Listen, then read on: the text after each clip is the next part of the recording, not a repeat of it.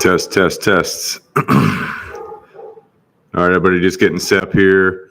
I've got new mic set up, new internet connection. So hopefully this will be a little bit smoother than it was last time. Just get this going here. Get Instagram set up. All right, so I've got Instagram off to my right. I've got YouTube right here in front of me. Today we're going to be basically going through, I've got some announcements, but also we're going to go through the last video that we just posted on YouTube, which was about leash pulling. So if you guys haven't had a chance to check out that leash pulling video, you can go to the YouTube channel. You can check that out. A little bit different than our last couple of leash pulling videos, because I basically wanted to show you guys some different techniques if you're struggling with your leash pulling. And I do believe that leash pulling is one of those things that you should focus on when you first get your dog, other than engagement. Engagement should be the first thing that you focus on when you have your dog, but then leash pulling would be right behind that, essentially. And with that being said, as I'm talking, you guys can comment on YouTube or Instagram and just let me know if there's bad audio or if you have a question throughout the discussion. I've got about a little under 30 minutes to hang out with you guys for a little bit, answer some questions, go through some of the things I wanted to talk about. But first of all, we always appreciate feedback. So if you guys are watching the videos, whether it's a long form YouTube video or a short form Instagram video, please let us know what kinds of content that you're looking to get information from, or what types of content that you like, because that helps us provide to you what you enjoy. Now, with that being said, we try to find a good variety of topics to cover that are going to help you guys ensure that you guys are on the right track. And Hillary, I see you say your lab rescue is so bad, so we're here to help. And hopefully some of the videos are helping you out as far as understanding where you should start at and maybe a way forward.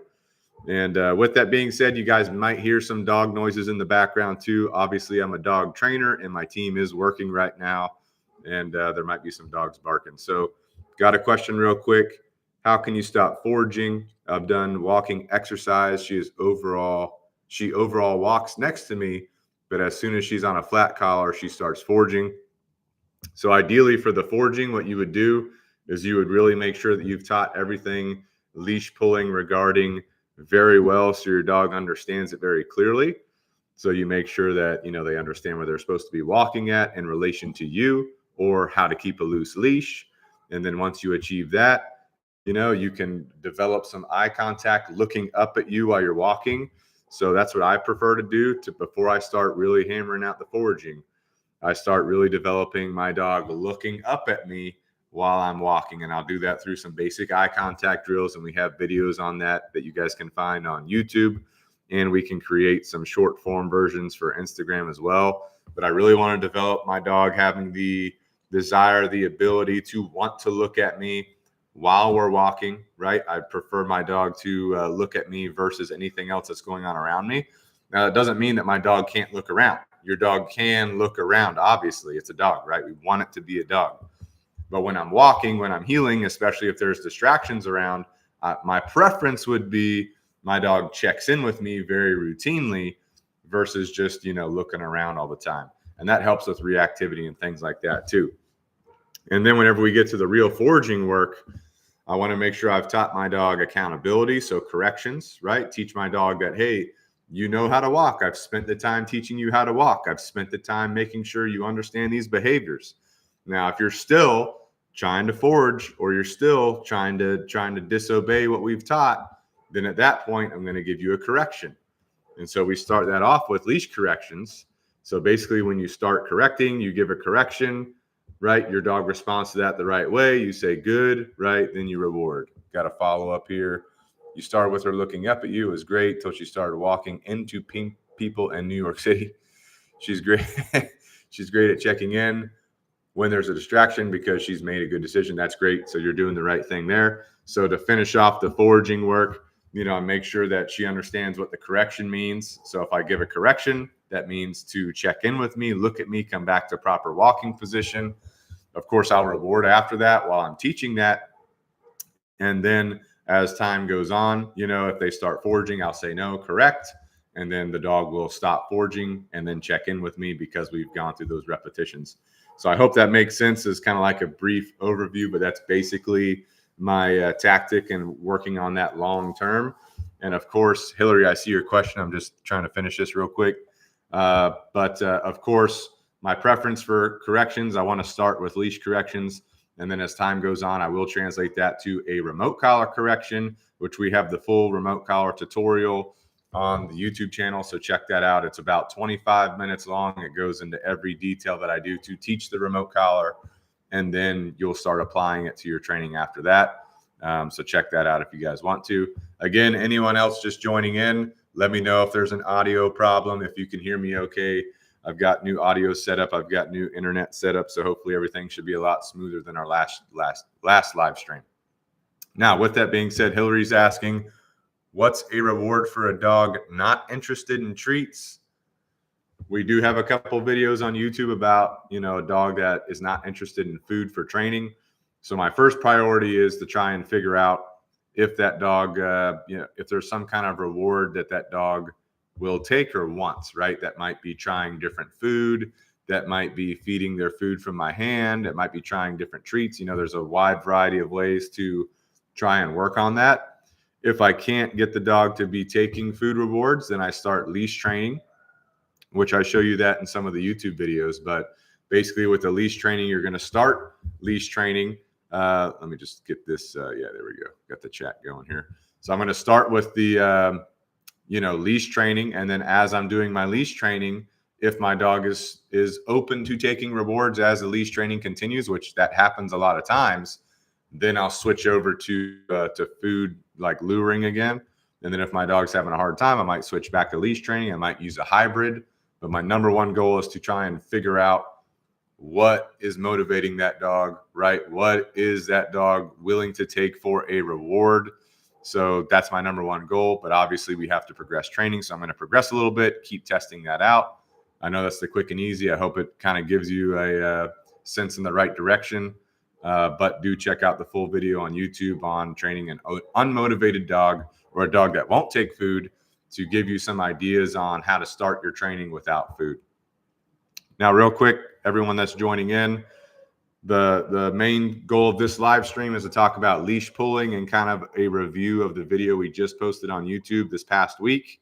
We're putting out one video a week on YouTube right now to try and bring you guys some good information, good content that you can take value from.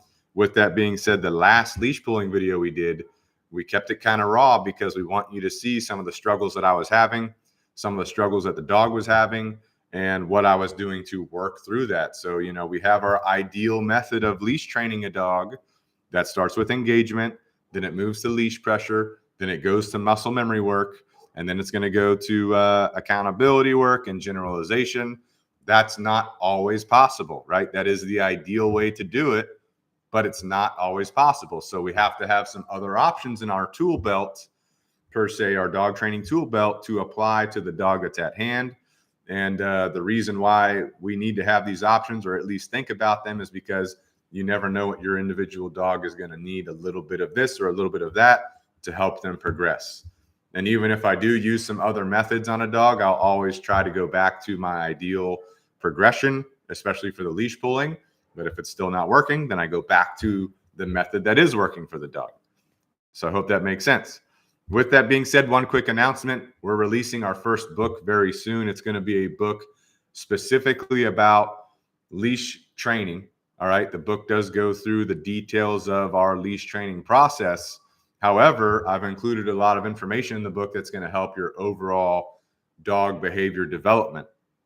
So this book is very close to being done with its editing and formatting. Once that's done, it'll basically be posted on Amazon. Now, as soon as I post it or launch it, there will be a small, like a very tight promotion that goes on for it, where it's going to be heavily discounted. So I'm going to announce that promotion on Instagram specifically, typically in the stories. YouTube, if you want the promotion, I'm more than happy to do a live, but I need you guys to tell me that's what you want. That way I know that you guys are looking for that, okay? But I will definitely put the promotion in the Instagram stories. That way anyone that's keeping tabs can grab one of those books for a very cheap price when it first comes out as part of that launch promotion. All right. But the book, like I said, is going to cover leash training, right? It's going to cover all the steps of leash training. I've put a lot of illustrations in the book. So basically, I did a lot of pictures of me training dogs for leash training, and then I converted those images into line art or line sketches so it's easier to see, and I can point things out in those images for you with a little description, so you know kind of where you're going at as you're progressing with your dog's training. And then each step of each phase of the training process tells you what you need to complete before you progress. And then if you're having issues, it has troubleshooting steps, and there are QR codes to different videos that you guys can watch to help you as well. So been working on it for a while now, finally ready to launch it for you guys. So I hope you guys enjoy it whenever it does come out. Now, with that being said, if you have questions, like I've already said, if you have questions, just post them in the chat, whether you're on YouTube right here or Instagram over here. Today, we're focusing on leash pulling. The number one thing that's going to help you with your leash pulling is engagement. So that's your dog giving you eye contact. And let's say you have a reactive dog or a nervous dog, right? Or an anxious dog. Getting that eye contact done is going to be such a game changer for you and your dog, not just in regards to your leash pulling, right? But also in regards to all of the other behaviors that you have going on, right? So that's why I really like to focus on engagement. It can be tough when you have a dog that's not taking food, like Hillary was saying earlier. But what you can do is you can try to figure out what food reward is working for your dog. If it's not working, try to change up to a different food reward, right? If that's not working, there are some other tactics that I detail in our video on YouTube on what to do if your dog's not food motivated. But I'm really trying to maximize my dog's interest in food rewards and taking food rewards so I can get that engagement to a higher level, right?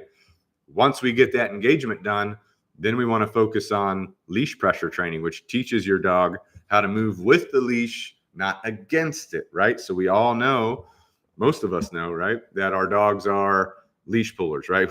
That's why we get into training. That's why we start following dog trainers, because our dog's ripping our arm out of our socket if you have a bigger dog, or if you have a smaller dog, they're just going crazy, right?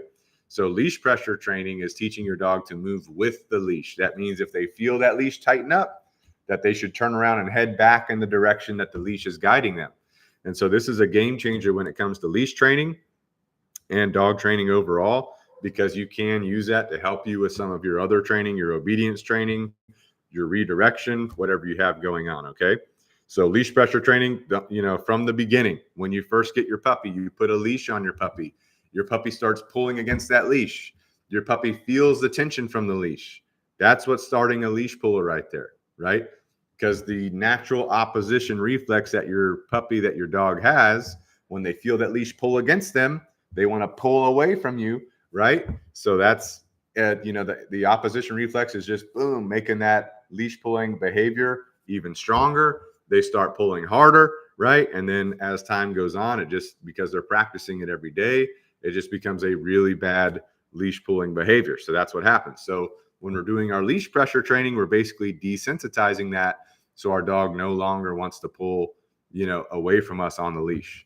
Now, with that being said, the way you do that is you're going to put a little bit of tension on the leash. Usually I bring the leash down to the dog's shoulder level, and I just put light tension into that leash. That dog feels that. They're fighting it, right? The leash is pulling them this way. They're fighting it. Opposition reflex means they're backing up.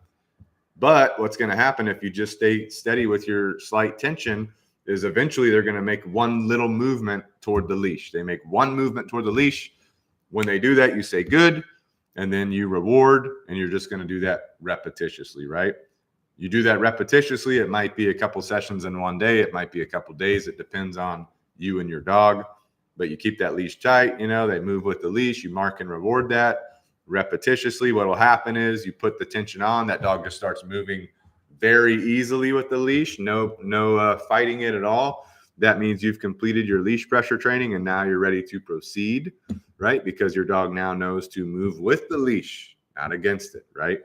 And for everyone just joining right now, feel free to drop any questions into the chats. I am focused on talking about leash pulling real quick. We've already talked about the upcoming book, and I'll bring it up again at the end.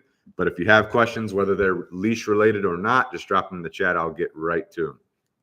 So after we do the leash pressure training with our dog in regard to leash pulling, then we're going to go to muscle memory, which ideally we're using food lures for that. So we have a piece of food in our hand and we move our hand and our dog is following our hand with their head and their body's following their head. That's following our hand with the food in it. And we're basically showing our dog how to move into different positions, right? So we're going to basically move our dog with the food lure over to the side of our body that we want them to walk on. Typically, that's going to be the left side of the body for us at Canine Revolution. We train all the dogs to walk on the left side of the body, unless the owner specifically asks us to train them on the right side of the body, right, which is a little bit more challenging for us because we've done all of our muscle memory work ourselves on the left side of our body. But anyway, you're using your muscle memory work, your food lures, to get your dog comfortable with coming to the left side of your body and staying there while you walk. Right? You start walking, you lure your dog, you mark and reward for staying in a good position. So you're going to do that repetitiously. The other thing that we do in regard to leash pulling is we do an automatic sit. So if we're walking, we got the food lure, we're going to lure our dog into a sit position, and then we're going to repetition that out. And what happens is, over time, this is probably what takes the most time in leash training, this muscle memory work. But over time, your dog will just, boom, start coming to your left side. They'll start sitting automatically, and that means you no longer need your lures. Now, one thing that a lot of people get themselves in trouble with when it comes to dog training, whether it's leash training or other types of training, is going to be that they're having a hard time, number one, stopping the food rewards, right? They don't know when to start reducing their lures. They don't know when to start reducing their food rewards. So that's the number one thing that you need to think about and be prepared to do as you're training your dog. So a couple tips and tricks for that. If my dog shows comfortability with what I'm teaching them, like let's say I'm teaching them let's just use a sit, for example. I'm teaching my dog to sit with food lures. At first it might be a little bit hard to lure them into a sit. And then after a couple of sessions, that could be within one day or multiple days, depending on your dog. But after a couple of sessions, right, your dog starts sitting very easily, very quickly. That basically means you're about ready to start reducing your food rewards.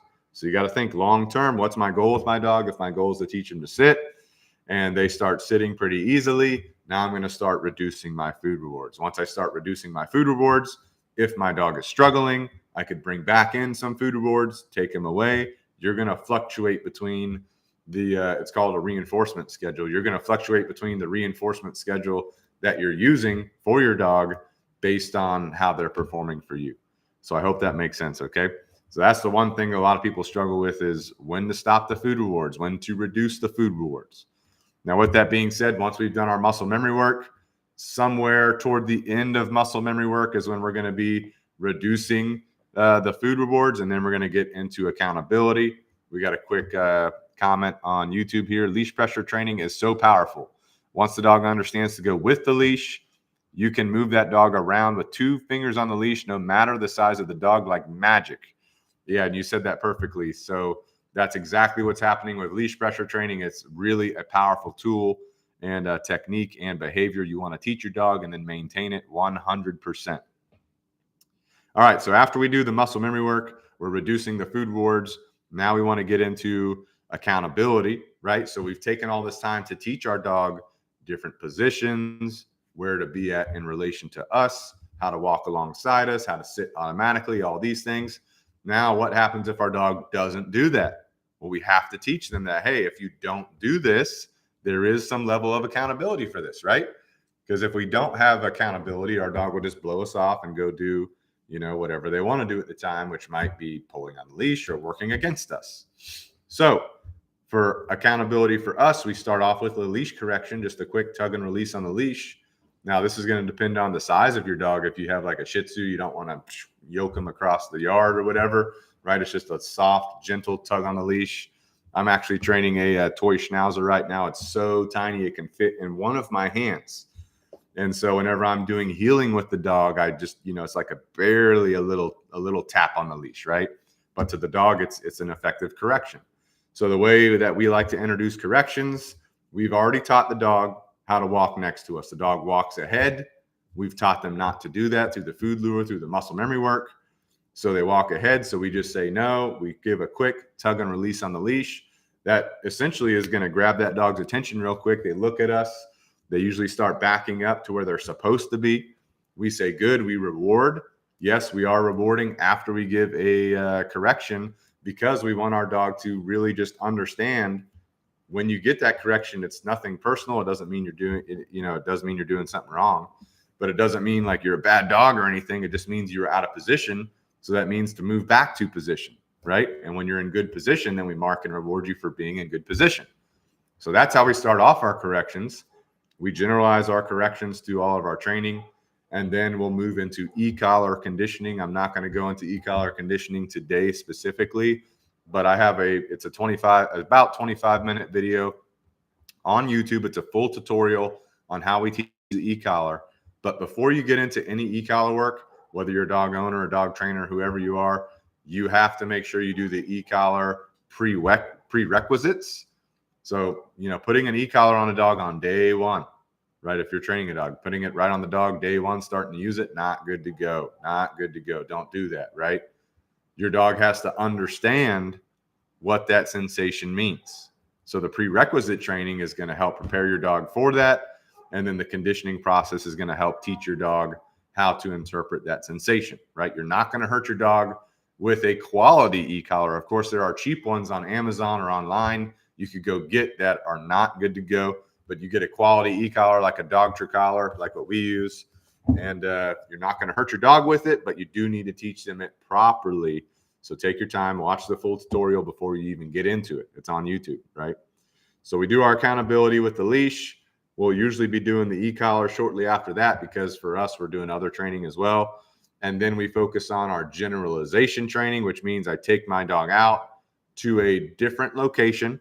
So if I live at an apartment complex and I'm training my dog in my apartment complex, once I get to generalization, I'm moving away from the apartment complex.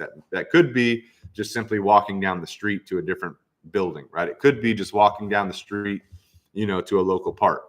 If you live in a neighborhood, it could be just walking to a part of the neighborhood, excuse me, that you've never been at before, right? So generalization is just going different places. Now, we have a progression for generalization. We'll usually start off at our house, right, or our apartment complex, and train in a routine training area, the same place every day to build up the behavior. Then as we're progressing, we start going different places. So for people that live in, neighborhoods or apartment complexes, just go to a different place in the neighborhood or apartment complex until you can walk throughout the entire neighborhood or apartment complex with zero issues. Once you can do that, then I recommend going to a local park, a park that has not a lot going on. And then once you do that and it's easy for your dog there, then I would go to like another park that's a little bit more moderate activity, or like a shopping center, or maybe a little hardware store like a Home Depot or a Lowe's, whatever you guys have around you, just somewhere else, right? That's a little bit more intensive in the distractions that are around you. And then finally, I would progress this to where I can go, hey, Sydney, finally, I would progress this to where I can go, to like a farmer's market or a festival or whatever, right? So that's generally how we're going to progress that. And if your dog's struggling at one of those places, don't go to a busier place until you can master the place that's not as busy, right? So that's how we do that. But if you do accomplish leash pulling training, it is going to improve all of your dog's behavior, right? So if you accomplish your leash pulling training like we just talked about, or from the video that we posted on YouTube this past week with some of those other techniques that you can use, get that done. That's going to improve all of your dog's behavior, right? If you can get that done. So with that being said, I'm about out of time today. You guys throw any last minute questions that you have for me in the comments on YouTube or Instagram. Real quick, again, we got the book releasing very soon. The book is The Ultimate Leash Training Guide. I am going to put on Instagram when we do our launch promotion. When I launch the book, I'm going to have it for a heavily discounted price for a day or so, right? So I'm going to put that announcement on the Instagram stories. So if you guys want that, you'll check that out. If you want that type of announcement on YouTube, you guys got to let me know so that I do a quick YouTube live and let you know when that promotion is going to go out. Okay. So the book launch is coming very soon. We're finishing up the formatting and the editing. Don't forget, we've got Pack Talk podcast. We post some clips on Instagram and YouTube Shorts, but we've got the long form on YouTube and your favorite podcast platform. We always want feedback, right? So if you guys have feedback, if you guys can tell us what kind of topic you're struggling with, what's going on, we're going to put that into our, content strategy and help produce, try to produce that content as quickly as possible so you guys can take away some benefit from that. And also, last but not least, we just updated our affiliate code with We Feed Raw, which is the raw dog food company that we use and we're partnered with. And the discount code for that is Canine Revolution, spelt out, all caps, no spaces. It's Canine Revolution 50. So if you want to try some raw dog food, go to wefeedraw.com, fill out your dog's information. When you get to the checkout, type in Canine Revolution 50. That's going to get you 50% off of your first box. Now, you can cancel it. It is a meal plan setup. So you sign up. It's a meal plan. Whenever you get your first box, you can pause your meal plan, right? So you don't have to keep paying until you figure out if you like it or not. So you get the first box 50% off. Then you can pause it. And then you can decide if you still want to keep your meal plan going or if you just want to cancel it, right? You can cancel it anytime. Super easy. Do this with my own dog, right? He's on the raw. It has made a big difference in his overall health. And he's going to be 11 this year. He's a Doberman Pinscher. He's going to be 11. So I'll get you guys some updates on how he's doing around his birthday time, I guess. Anyway. All right. So we got Halloween coming up tomorrow. So you guys enjoy your Halloween. Thanks for tuning in today. If you have questions, you can keep putting them in the comments. I do try to read the comments and get back to anybody with any questions. So until next time, I'll see you guys later. Thanks for tuning in. Hope you guys have a great day. So I'm going to shut off Instagram over here. If I can figure out how to shut it off. Oh, there we go. All right, there we go. And then YouTube, thank you guys for tuning in, and we'll see you guys next time.